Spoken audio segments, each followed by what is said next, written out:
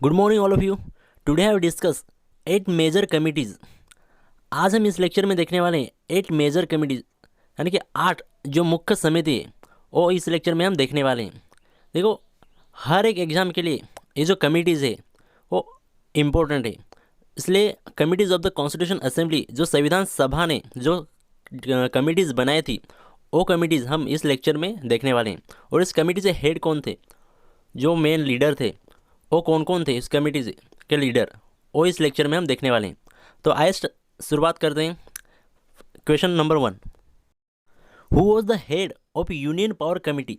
जो union power committee जो बनाई गई थी उस टाइम, उस कमेटी के जो हेड थे, वो चेयरमैन थे, वो कौन थे, किसके अंडर आती थी ये यूनियन पावर कमेटी। तो ऑप्शन में दे देखो, option A Pandit Jawaharlal Nehru, option B Bhimrao Ambedkar, option C doctor Rajendra Prasad, या option D doctor Sachchidananda Sinha. तो इस प्रश्न का सही उत्तर है, देखो, ऑप्शन ए जो है पंडित जवाहरलाल नेहरू। देखो, ऑब्वियसली बात है, आफ्टर इंडिपेंडेंस जो फर्स्ट प्राइम मिनिस्टर बने थे, ओके, भारत आज़ाद होने के बाद 1947 में जब फर्स्ट प्राइम मिनिस्टर बने थे वो पंडित जवाहरलाल नेहरू जी ही बने थे।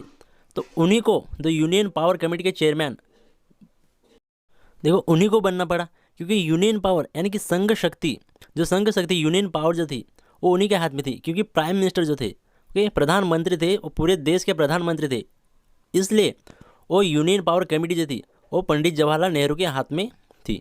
तो इस प्रश्न का सही उत्तर है ऑप्शन ए, यानी कि पंडित जवाहरलाल नेहरू।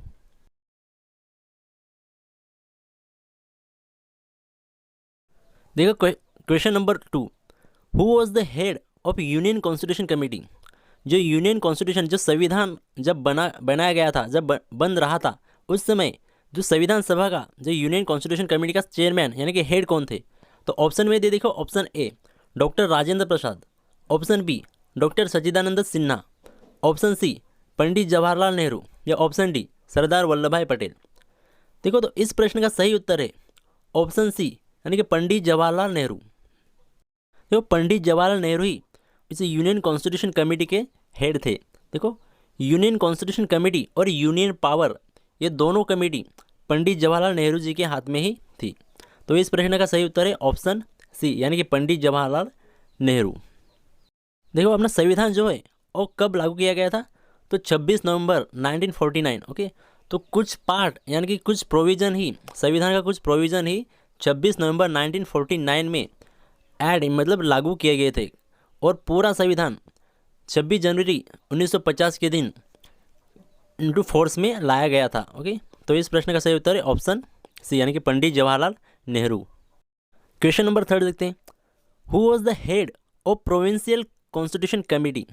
जो प्रोविंशियल यानी कि राजधानी जो है, राज्य थे उस समय, राजधानी प्रोविंशियल जो स्टेट थे उस समय, स्टेटों को प्रोविंस बोला जाता था।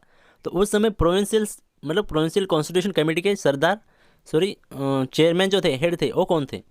तो इस प्रश्न का देखो, ऑप्शन में दिए देखो, ऑप्शन सरदार Vallabh bhai Patel, option B Pandit Jawaharlal Nehru, option सी भीमराव आम्बेडकर, या ऑप्शन डी डॉक्टर राजेंद्र प्रसाद। तो इस प्रश्न का सही उत्तर है ऑप्शन ए, यानी कि सरदार वल्लभ भाई पटेल ही प्रोविंशियल कॉन्स्टिट्यूशन कमेटी के हेड थे। देखो, सरदार पटेल जी को प्रोविंशियल कॉन्स्टिट्यूशन कमेटी का हेड बनाया गया था। देखो, हमारा देश जब आज़ाद हुआ था उस समय 1947 में हमारे कंट्री में 500 से भी ज़्यादा स्टेट थे, यानी कि प्रोविंस। आज के डेट पे स्टेट जो बोला जाते हैं, उस समय प्रोविंस बोला जाता था। तो उस समय प्रोविंस जो थे, 500 से भी ज़्यादा प्रोविंस अपने देश के अंदर थे।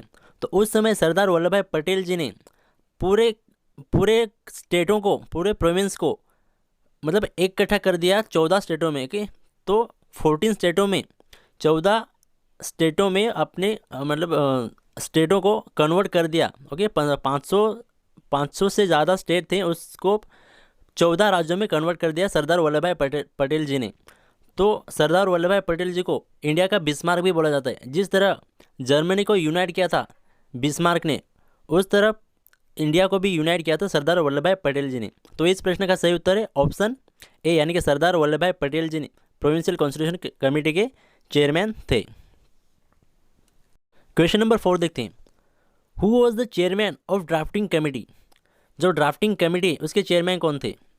जो ड्राफ्ट बनाया गया था संविधान के लिए अपना, जब कॉन्स्टिट्यूशन बन रहा था उस समय जो कॉन्स्टिट्यूशन के लिए जो ड्राफ्ट बनाया गया था, उस ड्राफ्टिंग कमेटी के चेयरमैन कौन थे? ऑप्शन में दे देखो, option A Bhimrao Ambedkar, option B Pandit Jawaharlal Nehru, option C M K Gandhi, option D जीवी मावलनकर। तो इस प्रश्न का सही उत्तर है ऑप्शन ए यानी कि भीमराव अंबेडकर। देखो भीमराव अंबेडकर जी ने अपनी कॉन्स्टिट्यूशन का ड्राफ्ट जो था वो अपना संविधान का ड्राफ्ट जो है वो बनाया था। तो इस प्रश्न का सही उत्तर है ऑप्शन बी यानी कि ऑप्शन ए यानी कि B R Ambedkar. Okay, Bhimrao Ambedkar. अपने देखो पूरे संविधान को छानबीन करके, ओके, अपना संविधान जो था वो 60 कंट्रियों से लिया गया था। ओके, 60 कंट्रियों से लिया गया था और उस कंट्री के संविधान को छानबीन करके, ओके, विचार विनिमय करके अपना संविधान है यह भीमराव अंबेडकर जी ने उसका ड्राफ्ट बनाया था। तो इस प्रश्न का उत्तर है भीमराव अंबेडकर। अगला सवाल देखते हैं, क्वेश्चन नंबर 5।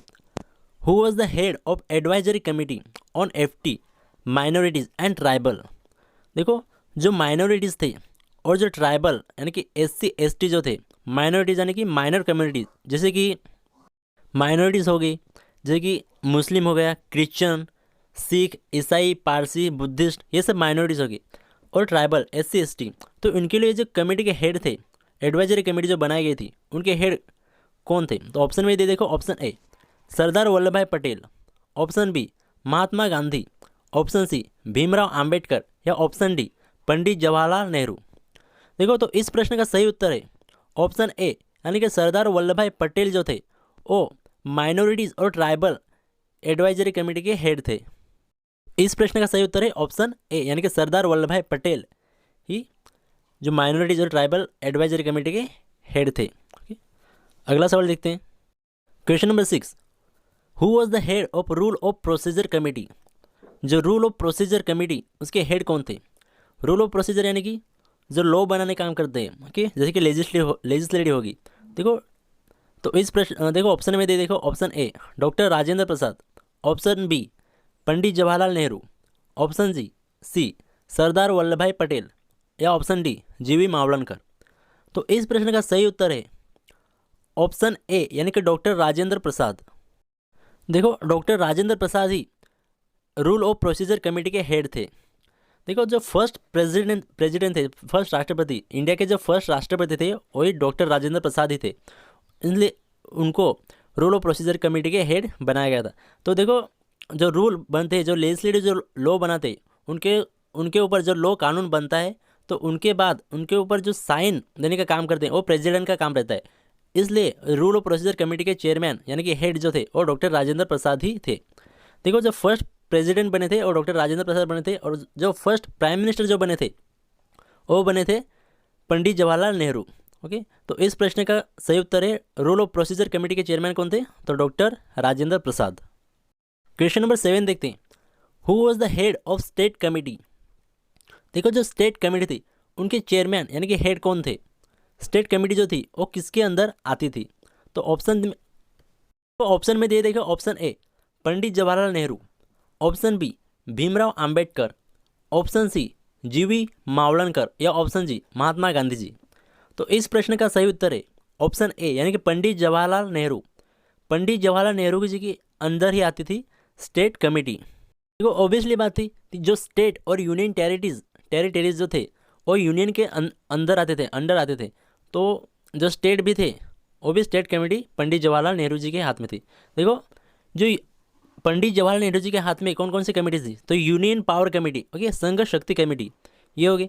सेकेंड कमेटी जो थी हमने देखी जो यूनियन कॉन्स्टिट्यूशन कमेटी, ओके, तो union constitution committee, union power committee और स्टेट कमेटी, ये 3 कमेटी जो थी वो पंडित जवाहरलाल नेहरू जी के अंडर आती थी। ओके, तो इस प्रश्न का सही उत्तर है ऑप्शन ए यानी कि पंडित जवाहरलाल नेहरू जी के अंडर आते थे स्टेट कमेटी।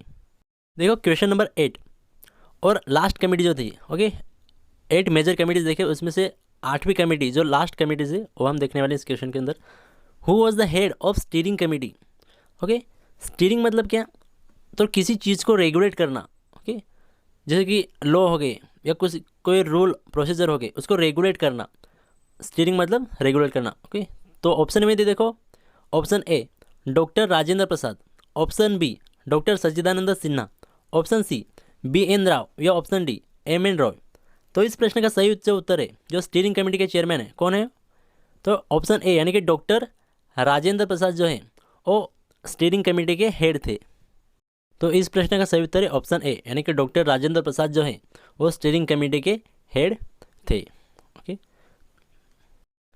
देखो तो इस लेक्चर में हमने जो 8 मेजर कमिटीज़ जो कॉन्स्टिट्यूशन असेंबली के द्वारा बनाई गई थी, वो 8 मेजर कमिटीज़ और उसके हेड, उसके चेयरमैन हम लोगों ने इस लेक्चर में देख लिए।